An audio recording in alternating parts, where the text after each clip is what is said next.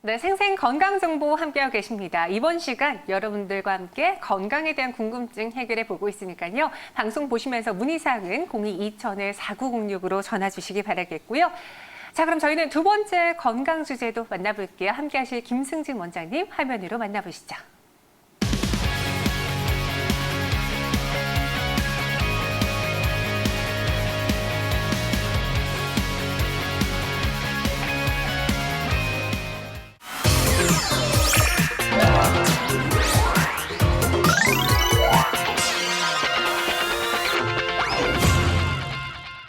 네, 김승진 원장님 나오셨습니다. 안녕하세요. 네, 안녕하세요. 네, 우리 2부에는 하지정맥류에 대해서 이야기 나눠볼 텐데 이에 대해 자세히 알고 계시는 분들이 좀 드물 것 같거든요. 네, 하지정맥류는 하지정맥의 원인 정맥의 판막이 고장 나가지고 정맥피가 밑으로 처지는 현상을 말합니다. 그래서 정맥의 가지가 혹처럼 늘어나는 현상을 말하죠. 류자라는 한자가 혹이라는 뜻이거든요.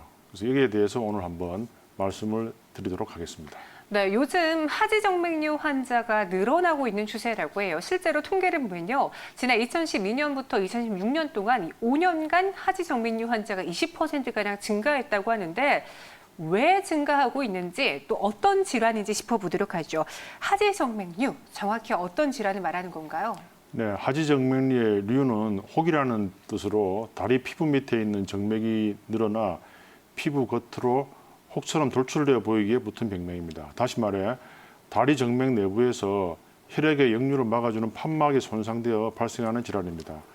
하지정맥류는 혈관이 피부 겉으로 돌출되는 증상으로 많이 알려져 있지만 겉으로 멀쩡하지만 내부에서 역류만 있는 경우도 상당히 많아요. 그래서 그거를 잠복성 하지정맥류라고 합니다.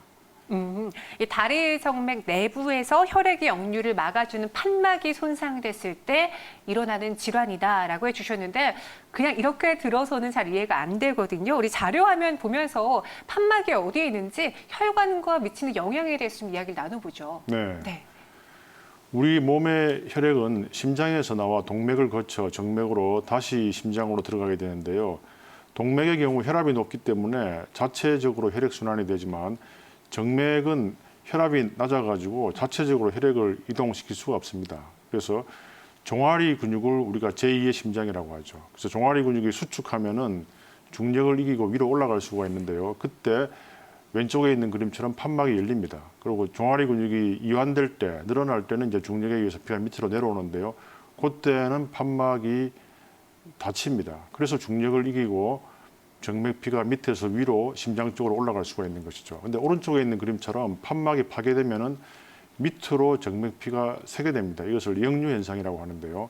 그렇게 되면 저 오른쪽 그림처럼 정맥이 부글부글 늘어나게 되는 것이고 그게 혹처럼 늘어난 상태라 해가지고 류자라는 한자를 써서 정맥류라고 하는 것입니다.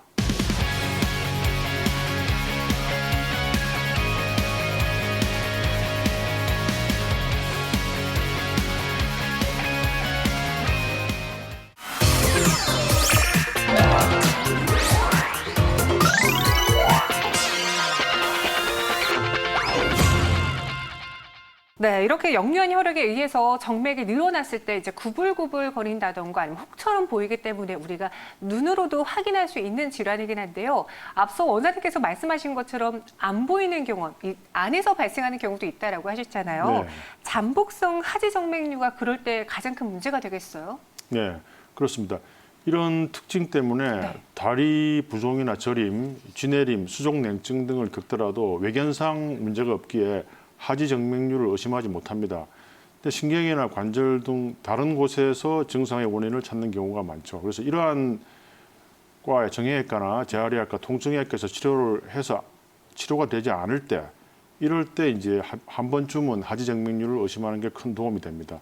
잠복성 하지정맥류가 부종, 저림, 통증, 피로감 등의 증상을 동반하는 이유는 정맥 순환이 정체되어서 주변 신경을 압박 내지는 자극하기 때문입니다. 이 때문에 잠복성 하지정맥류 환자는 일상생활에서 일시적으로 혈액순환이 원활해져 증상이 완화될 수 있으나 활동량이 줄어드는 오후, 저녁이 되면 등상이 다시 재발되거나 악화되는 경우가 많죠. 내가 증상은 있는데 하지정맥류처럼 다리가 뭐 그렇게 혈관이 튀어나오지 않았어라고 생각하신 분들 그래도 혹시 모르니까 한번 하지정맥류가 맞는지 검진을 받아보시는 게 중요할 것 같고요. 그렇다면은 평소에 왜 이 하지정맥류의 그 질환이 나타나는지 궁금하거든요. 어떤 분들이 취약한가요?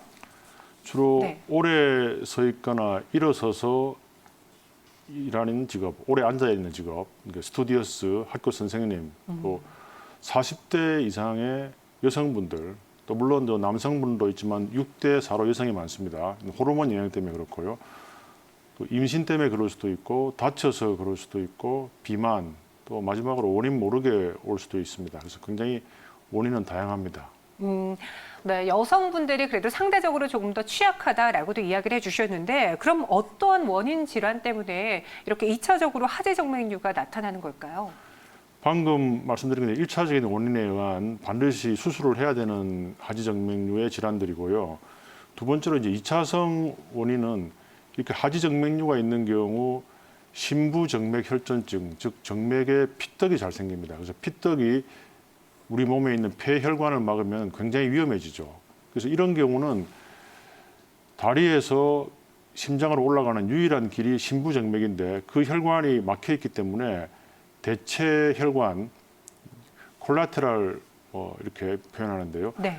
그런 대체 혈관이 하지정맥류처럼 보이는 겁니다. 이제 이런 때에 하지정맥류를 막아버리게 되면은 그 다리는 바로 괴사하기 때문에 굉장히 심각한 합병증을 일으키는 것이죠. 그래서 이 하지정맥류의 진단에서는 진단을 얼마나 정확하게 하는 것이 굉장히 중요합니다. 이 수술을 해야 되느냐 말아야 되느냐 이것은 혈관 전문의의 철저한 정확한 초음파 진단에 의해서 결정을 해야 됩니다.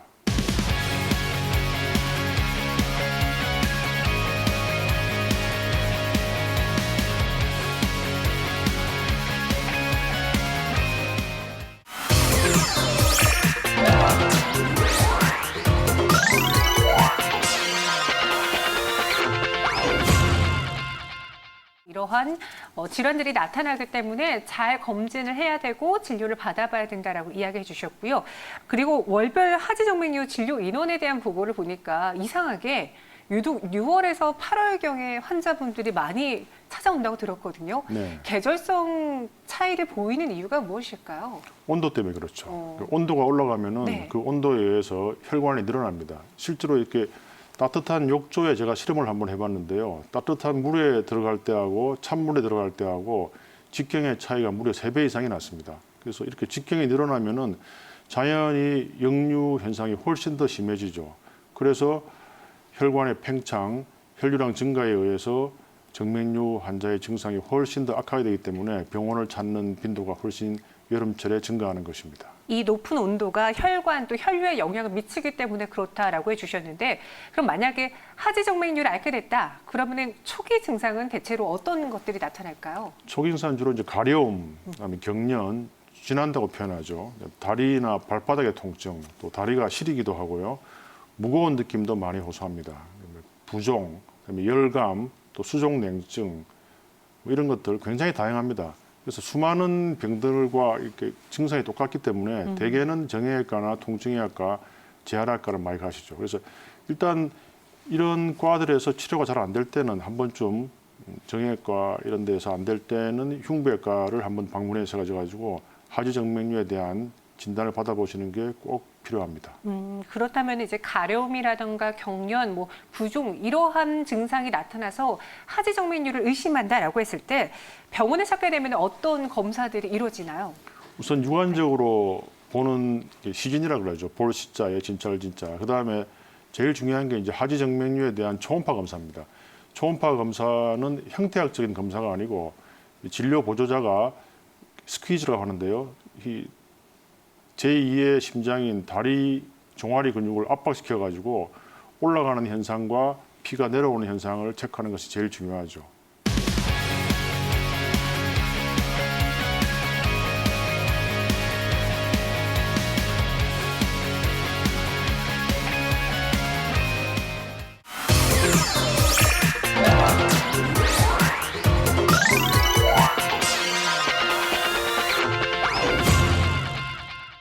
네, 그렇다면은 판막 손상 여부에 따라서 내가 이제 하지정맥류가 생길 수도 있는 것인데 정상인 그리고 비정상인은 어떻게 혈류의 차이가 있을까요? 네.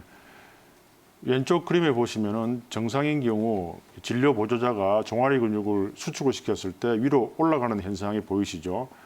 근데 손을 놨을 때 밑으로 내려올 때 왼쪽 그림은 막힙니다. 근데 오른쪽 그림은 다시 화살표가 밑으로 내려오죠. 그래서 이게 왼쪽은 정상, 오른쪽은 비정상. 위로 올라간 혈액이 밑으로 내려오느냐 안 내려오느냐 그게 정상과 비정상의 차이입니다. 이 판막의 손상 여부에 따라서 혈류가 역류되느냐 이 점이 바로 하지정맥류를 초래한다라고 해주셨는데요. 그러면 앞서 이제 검사할 때 우리 초음파 검사 중요하다라고 했잖아요. 네. 초음파 검사 어떻게 이루어지는지 실제로 하지정맥류를 앓고 계신 분들의 경우에는 초음파 검사가 다르게 나타나겠죠? 네, 그렇습니다. 예. 지금 화면에 보이시는 왼쪽 사진에 보시면은 이 동그라미에 있는 부분이 이 손으로 눌렀을 때 위로 올라가는 현상입니다. 근데 노란 표시에 보면 아무런 표시가 없죠. 이게 정상입니다. 그러니까 왼쪽에 동그라미에 있는 거는 정상 위로 올라가는 혈류고 밑으로 내려오는 현상이 없어야 되고요. 오른쪽 그림에 보시면은 왼쪽에 올라가는 커브는 똑같습니다. 근데 오른쪽에 왼쪽에 없던 쭉 꼬리 같은 모양이 보이죠. 그래서 이것으로서 바로 역류가 있다는 게 바로 진단이 되죠. 우리 저렇게. 흉부외과 확해 기준은 0.5초 이상의 역류가 있으면 수술을 하라고 되어 있고요. 지금 이 환자분 경우에는 0.5초를 훨씬 넘어가는 그러한 역류 현상입니다. 초음파상으로도 무언가 뚜렷한 차이점이 보이는데 그럼 하지정맥류 판정을 받았다. 어떤 치료법이 사용될까요?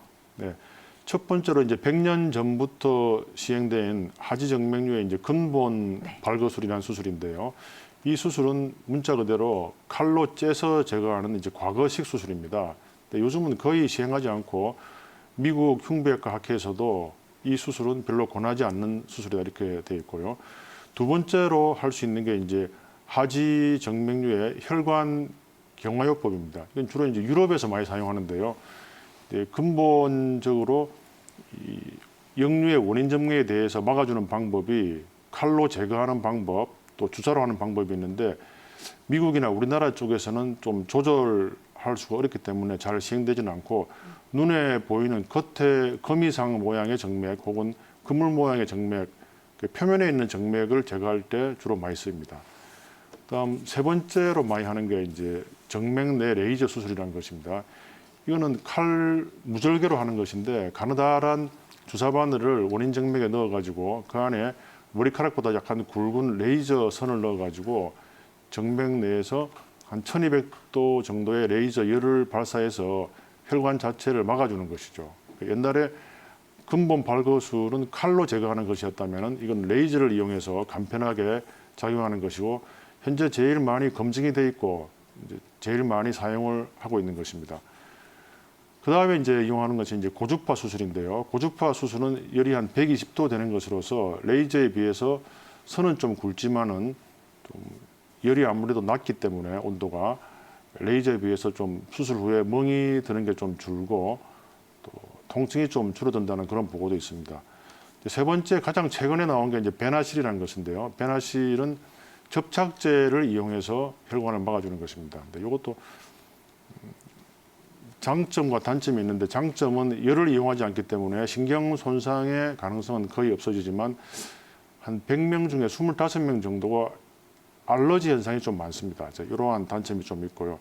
마지막 나온 게 이제 클라리베인이라는 치료가 있는데 그건 줄을 넣어가지고 혈관 내막 손상, 기계를 쭉 분당 한 10,000번 돌려가지고 내막 손상에 의해서 혈관을 막아주는 것인데 이것도 너무 혈관이 큰 경우에는 쓸 수가 없습니다. 그래서 수술 방법의 선택은 전문의의 정확한 진단하에 결정됩니다. 그래서 이거는 케이스 바이 케이스로 전문의와 정확한 상담 후에 결정될 것입니다. 네, 이 하지정맥류를 치료할 수 있는 여러 가지 치료법들이 있는데 이야기를 들어보니까 이제 몸에서 정맥을 제거한다라고 하셨어요. 그렇게 되면은 내 몸에, 내 건강에 무언가 이상이 생기게 되는 게 아닐까라는 궁금증이 생길 것 같은데 네. 어떤가요, 원장님? 제가 환자분들한테 이런 치료 원리를 설명해 드리면은 가장 많이 되돌아오는 질문입니다. 그 정맥을 제거하면 어떻게 되느냐. 거의 뭐 100명이면 100명 다 이렇게 질문을 하시는데요. 우리 다리에선 종류가 여러 가지가 있는데요. 심부정맥이란 혈관이 다리 전체 정맥의 95%를 차지합니다. 그래서 심부정맥을 초음파 진단하에 열려 있다는 게 확인되면은 다른 혈관은 건강한 혈관이라 하더라도 없애도 아무 문제가 없는 것이죠. 근데 역류가 있는 하지정맥류의 원인 정맥은 오히려 마이너스 50% 이상의 나쁜 영향을 끼치는 거죠. 그래서 이런 혈관을 없애야 더욱더 삶의 질이 좋아지고 정맥의 혈류가 좋아지는 것입니다. 그래서 나쁜 것은 제거해야 건강이 더 좋아진다 이렇게 생각하시면 되겠습니다. 이미 고장난 혈관을 제거하는 것이기 때문에 건강에 문제가 생기는 건 아니고요. 오히려 건강을 이롭게 해주는 치료법이다라고 말씀해 주셨어요. 맞습니다. 그럼 앞서 여러 가지 이제 수술이라던가 뭐 주사 치료 여러 가지 치료법이 있는데 케이스 바이 케이스 환자마다 다르다라고 하셨거든요. 무언가 특성에 따라서 수술을 고려하시나요? 어떻게 차이가 있을까요? 상태에 따라서 혈관이 짧거나 또 개수가 많으면은 그런 경우에는 또 레이저가 제일 적당하고요. 또 혈관이 좀 굵고 또 길이가 길면은 또 고주파가 적당할 것이며 또 혈관이 깊이 있고 또 레이저나 고주파를 하기에는 또 자세 이동이 어렵거나 이런 경우에는 또 배나시를 이용할 수도 있고요. 또 무릎 밑에는 신경이 밀집해 있기 때문에 열을 이용한 치료나 또 배나시를 이용한 치료는 좀 어려운 점이 있을 수가 있어요. 그런 때는 또 클라리베인을 이용할 수가 있고요. 그래서 그런 거는 케이스 바이 케이스에 의해서 진단 결과에 따라서 결정될 수밖에 없습니다. 단순히 이제 하나의 하지 정맥류가 아니라 그 혈관의 길이라던가 그 환자의 상태에 따라서 여러 가지 다양한 치료법들이 사용되니까 그렇기 때문에 환자마다 치료 방법이 다르다라고 이야기를 해주신 거고요. 제가 이제 언뜻 듣기로는 이제 여성분들이 하지정맥류 많이 걸린다라고 하셨잖아요. 네. 그래서 어떤 분은 자신이 치료 방법으로 뭐 압박 스타킹이라던가 생활요법을 이용하신 분들도 봤는데 실제로 효과가 있는 치료법인가요, 그것도? 일단 역류가 있을 경우에는 수술 외에는 아직 방법이 없고요. 역류가 없을 경우 압박 스타킹을 이용하시면은 무릎 쪽 밑에 있는 것은 압력이 높고 올라갈수록 압력이 느슨해집니다. 그래서 그런 원리를 이용해서 마치 이제 옛날에 로마 시대 때 영화를 자세히 보시면은 무릎 아래 이렇게 붕대를 감은 것이 보이실 거예요. 그래서 그게 개발이 된 이후에 로마 군인들이 행군을 훨씬 더 많이 하게 된 거예요. 근데 요즘에 남아있는 그 흔적은 워카입니다. 워카도 발목 쪽을 강력히 재워주면은 정맥 순환이 잘 돼가지고 훨씬 군인들이 피로감을 덜 느끼고 장거리 행군을 할 수 있는 거죠. 그하고 같은 것이 의료용 압박 스타킹이고요. 일반 고탈링 압박 스타킹은 오히려 몸에 해롭습니다. 밑에하고 위하고 똑같이 압박을 해주기 때문에 정맥 순환에 방해를 주는 것이죠. 그것이 치료용 스타킹과 일반 스타킹의 차이입니다. 그렇다면은 이제 하지정맥류에 도움이 되는 운동으로는 어떤 것이 있을까요? 자체적으로 도움이 된다고 하는 운동은 없고요. 오히려 등산이나 스쿼팅 같은 헬스 운동은 역류가 있는 분들한테 더 나쁜 영향을 미치고요.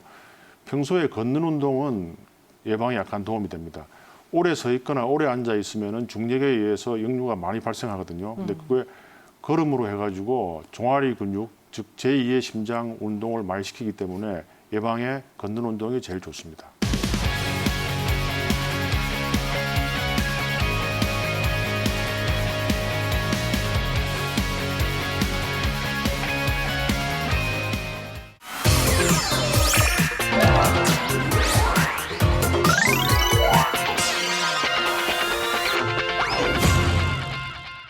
운동법이라고 하지만 오히려 하지정맥류에 더 악화할 수 있는 운동도 있으니까요. 잘 나에게 맞는 치료법을 찾아서 우리 원장님과 또 의사 선생님과 상의해서 찾아가 보시길 바라겠고요. 모든 질환들이 그렇겠지만 예방하는 게 중요하고 초기에 잡는 게 중요하잖아요. 초기에 만약에 치료를 시작한다라면 예후가 더 좋지 않을까요? 그렇습니다. 초기에 할수록 개수가 작아지기 때문에 개수가 많으면 수술도 훨씬 시간이 길어지고 또 마취 용량도 많아지기 때문에 최근에 닥터 캐터린 깁슨이라는 미국의 시애틀에서 저명한 혈관외과 의사가 방문을 했는데 그쪽에서는 혈관을 하루에 1개만 수술을 한다 그러더라고요. 근데 저희 같은 경우는 또 나름대로 노하우가 있어가지고 하루에 7개까지도 하루 만에 할 수가 있는데요. 그만큼 개수가 많아지면 많아질수록 환자분한테 큰 해가 갑니다. 수술 시간도 길어지고요. 그래서 아무래도 초기에 하면은 수술 개수도 작아지고 시간도 짧아지기 때문에 조기에 진료하는 것이 훨씬 환자분들의 건강에 위해서 도움이 됩니다. 네. 그리고 이 정맥류가 심한 분들의 경우에는 합병증까지도 있을 수 있다라고 들었는데 어떤 정도로 심해지나요? 지금 화면에 보이는 이제 맨 왼쪽 사진이 피부에 염증이고요. 중간에 있는 사진 좀 보기 힘드시겠지만 궤양이고요. 또 맨 오른쪽이 부종. 이까지 진행이 되면은 이제 치료를 해도 좋아질 확률이 반반밖에 안 되고요. 이제 이런 게 나타나기 전에 한 10분 정도면 간단하게 아무런 통증 없이 하지정맥 초음파를 할 수 있거든요. 그럼 바로 그 자리에서 실시간 진단이 됩니다. 보통 우리 병원에 가시면 MRI나 CT 같은 거를 판독을 기다린다 보면 한 일주일 걸리잖아요. 네. 근데 하지정맥류는 좋은 게 바로 그 자리에서 진단이 나오는 거죠. 물론 이제 큰 병원에서는 이제 영상의학과 전문의의 판독이 필요하기 때문에 시간이 더 걸릴 수도 있지만은 전문 클리닉을 방문하시면은 바로 그 자리에서 결과를 들으실 수 있는 장점이 있습니다. 네, 하지정맥류 합병증도 있을 수 있다고 합니다.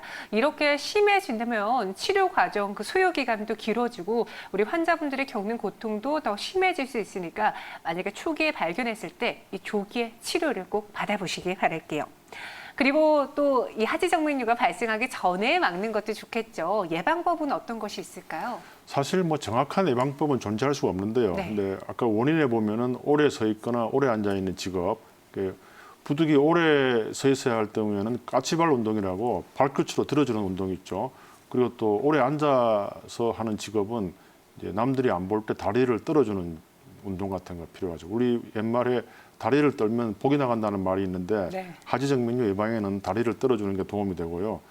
또 식습관 개선을 좀 하시는 게 좋겠고 아무래도 채소나 과일 같은 게 도움이 되겠고요. 또 뭔가 다리가 무거울 때는 미리 압박 스타킹을 착용하면 또 악화 예방에 좀 도움이 됩니다. 그리고 여성분들이 하지정맥류 환자가 많다라고 하셨잖아요. 네. 뭐 압박 스타킹은 아니지만 스키니진이라던가 이런 것들이 좀 안 좋을 수 있고 또 여성분들은 저도 그렇지만 하의를 많이 신는데 이 하의를 안 신는 것도 예방법이 될 수 있나요? 상관이 없는 건가요? 하이힐 자체는 정맥류 예방에 큰 관계는 없지만은 네. 아무래도 이렇게 종아리 근육에 약화를 시키기 때문에 다리 건강 전체는 좋지가 않고요. 그 적절히 이제 미용과 건강을 병행해서 이용하시면 되고 스키니진이나 아까 말한 고탈랭 압박 스타킹은 분명히 정맥류에 좋지 않습니다. 이제 그런 거는 특수한 경우 외에는 신는 기간을 최대한 짧게 하는 게 좋겠죠. 네, 알겠습니다. 그럼 마지막으로 이제 하지정맥류 환자들, 생활에 불편을 겪고 계신 분들에게 잠복성 하지정맥류가 의심되는 분들도 있을 거 아니에요? 네. 당부의 말씀 들어볼게요. 아까 눈에 보이는 정맥류 같은 경우는 바로 오시는 분이 많은데 이제 잠복성 하지정맥류의 경우에는 정형외과나 재활의학과, 통증의학과를 먼저 가십니다. 물론 이제 거기에서 치료가 되면 다행인데 거기에서 치료가 안 될 때는 한 번쯤은 하지정맥류를 의심을 해보시고 전문 병원을 찾아서 간단한 하지정맥류에 대한 초음파 검사를 하면 바로 진단이 되기 때문에 꼭 그 점을 염두에 두셔서 방문하시기를 권유드립니다. 네, 생생 건강 정보 오늘 저희가 준비한 소는 여기까지입니다. 임플란트 그리고 하지정맥류에 대해서 이야기 나눠봤는데요. 방송 보시다가 나 더 궁금한 게 있어 라는 생각 드시면요. 저희가 전화 주세요. 02-2000-4906으로 전화 받고 있으니까요. 전화 상담 받아주시고요. 네, 오늘 그럼 저희는 여기서 인사드려보도록 하겠습니다. 더위 지치지 않게 건강관리 유의하시고요. 다음 이 시간에 찾아뵐게요. 고맙습니다.